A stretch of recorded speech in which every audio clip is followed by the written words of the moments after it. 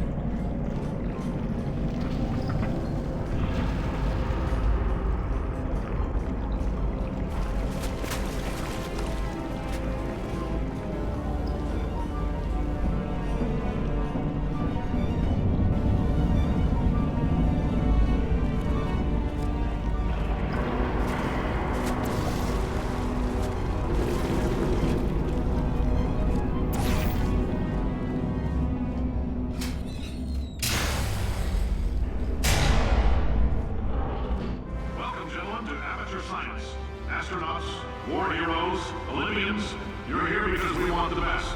And you are it. So, who is ready to make some science? I am. Now, you already met one another on the limo ride over, so let me introduce myself. I'm Cave Johnson. I own the place.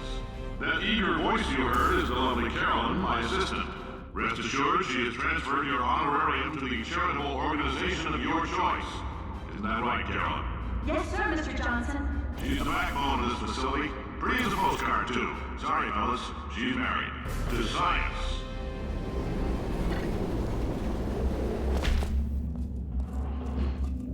There's 1,000 tests performed every day here in our enrichment spheres. I can't personally oversee every one of them, so these pre-recorded messages will cover any questions you might have and respond to any incidents that may occur in the course of your science adventure. Your test assignment will vary depending on the manner in which you have bent the world to your will. Those of you helping us test the repulsion gel today, just follow the blue line on the floor.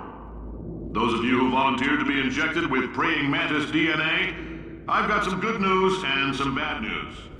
Bad news is we're postponing those tests indefinitely. Good news is we've got a much better test for you. Fighting an army of mantis men. Pick up a rifle and follow the yellow line. You'll know when the test starts.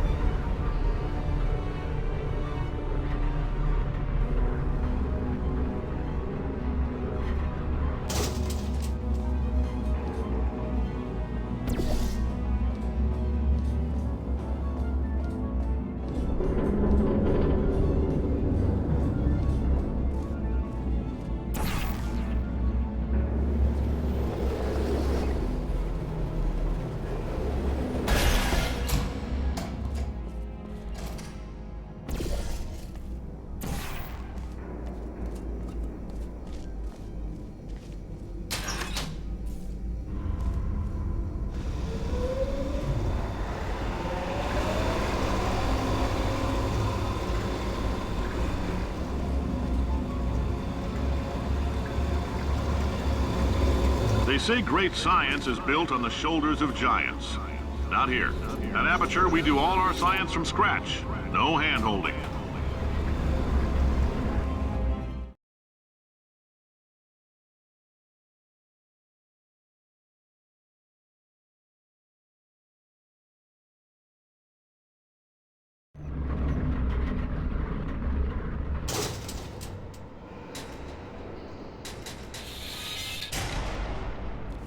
All right, let's get started.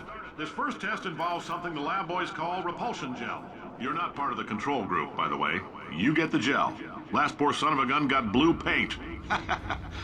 All joking aside, that did happen. Broke every bone in his legs. Tragic, but informative. Or so I'm told.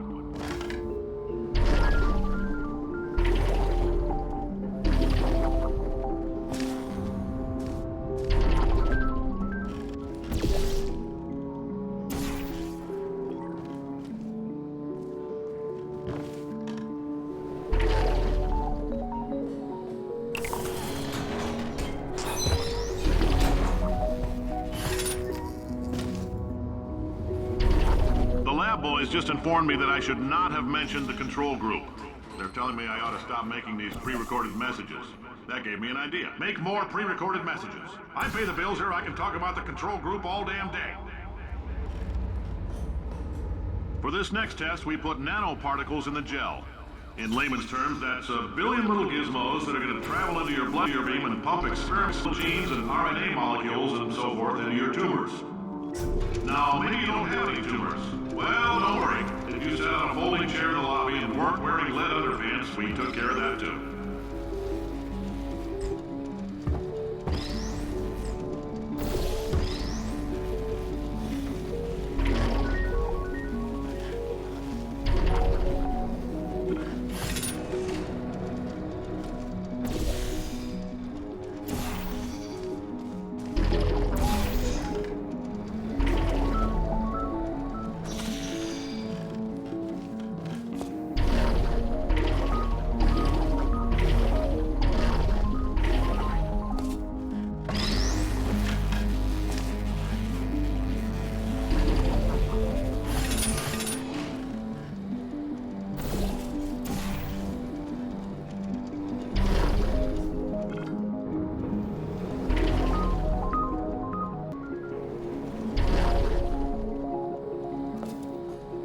In case you got covered in that repulsion gel, here's some advice the lab boys gave me.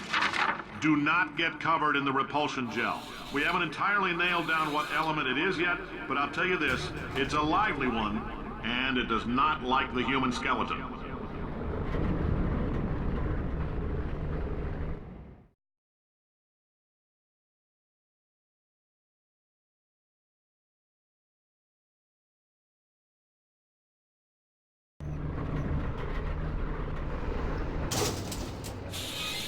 All these science spheres are made of asbestos, by the way. Keeps out the rats.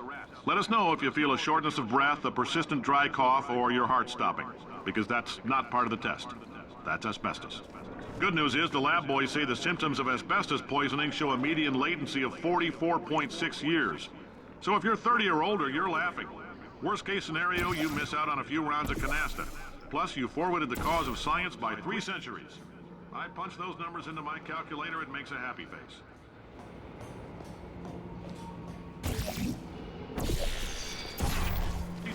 I like your style. You make up your own rules, just like me. Bean Counter said I couldn't fire a man just for being in a wheelchair. Did it anyway. Ramps are expensive.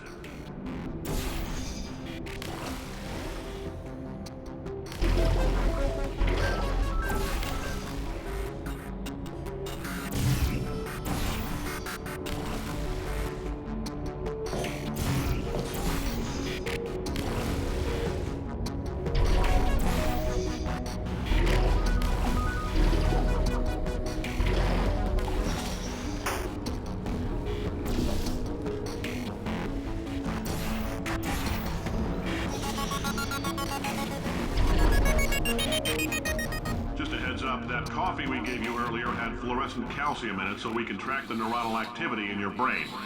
There's a slight chance the calcium could harden and vitrify your frontal lobe. Anyway, don't stress yourself thinking about it. I'm serious. Visualizing the scenario while under stress actually triggers the reaction.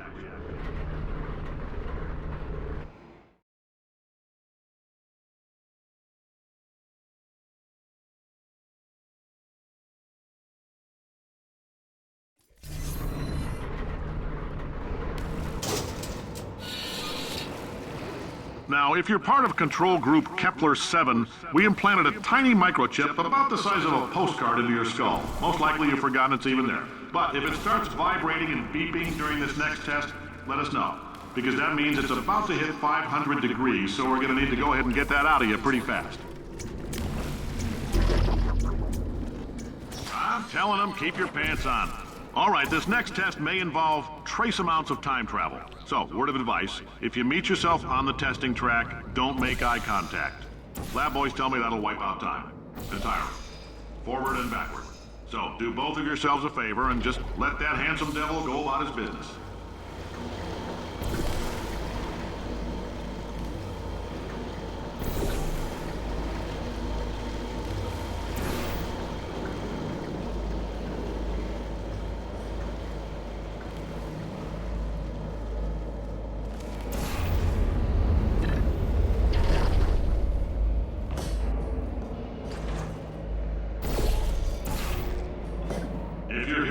It means you're taking a long time on the catwalks between tests. The lab boys say that might be a fear reaction. I'm no psychiatrist, but coming from a bunch of eggheads who wouldn't recognize the thrill of danger if it walked up and snapped their little pink bras, that sounds like projection. They didn't fly into space, storm a beach, or bring back the gold. No, sir, we did. It's you and me against the world, son. I like your grit. Hustle could use some work, though. Now let's solve this thing.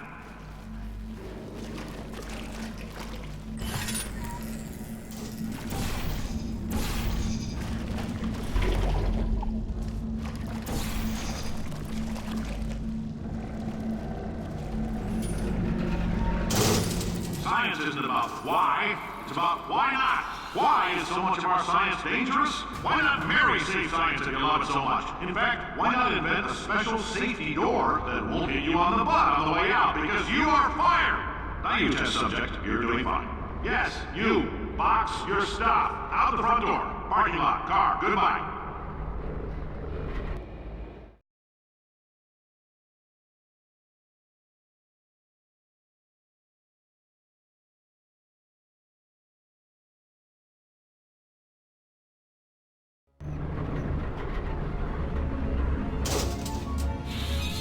Congratulations! The simple fact that you're standing here listening to me means you've made a glorious contribution to science. As founder and CEO of Aperture Science, I thank you for your participation and hope we can count on you for another round of tests. We're not going to release this stuff into the wild until it's good and damn ready, so as long as you keep yourself in top physical form, there'll always be a limo waiting for you. Say goodbye, Carolyn. Goodbye, Carolyn. She is a gem.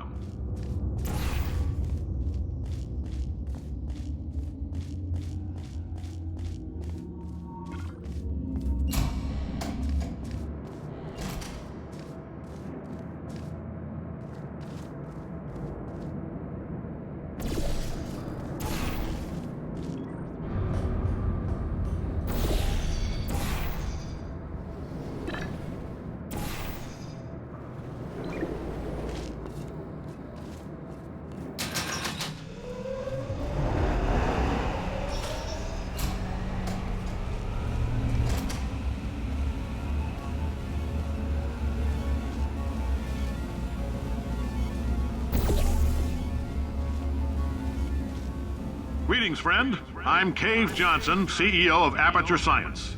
You might know us as a vital participant in the 1968 Senate hearings on missing astronauts. And you've most likely used one of the many products we invented, but that other people have somehow managed to steal from us. Black Mesa can eat my bankrupt... Sir, the testing? Right. Now you might be asking yourself, Cave, just how difficult are these tests? What was in that phone book of a contract I signed? Am I in danger? Let me answer those questions with a question. Who wants to make $60? Cash. You can also feel free to relax for up to 20 minutes in the waiting room, which is a damn sight more comfortable than the park benches most of you were sleeping on when we found you. So, welcome to Aperture. You're here because we want the best, and you're it. Nope. Couldn't keep a straight face. Anyway, don't smudge up the glass down there. In fact, why don't you just go ahead and not touch anything unless it's test related.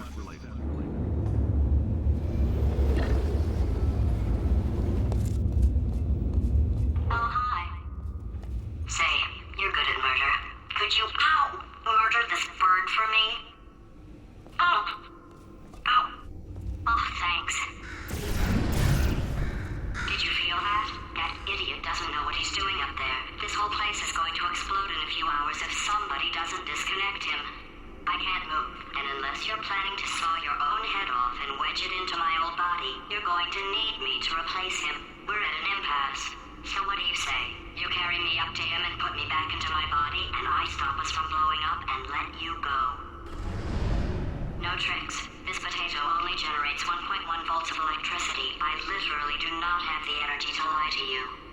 Even if I am lying, what do you have to lose? You're going to die either way. Look. Wow! You stabbed me! What is wrong with you? Hold on. Do you have a multimeter? Never mind. The gun must be part magnesium. It feels like I'm outputting an extra half a volt. Keep an eye on me. I'm going to do some scheming. Here I go. Whoa, where are we? How long have I been out? That extra half volt helps, but it isn't going to power miracles. If I think too hard, I'm going to fry this potato before we get a chance to burn up in the atomic fireball that little idiot is going to...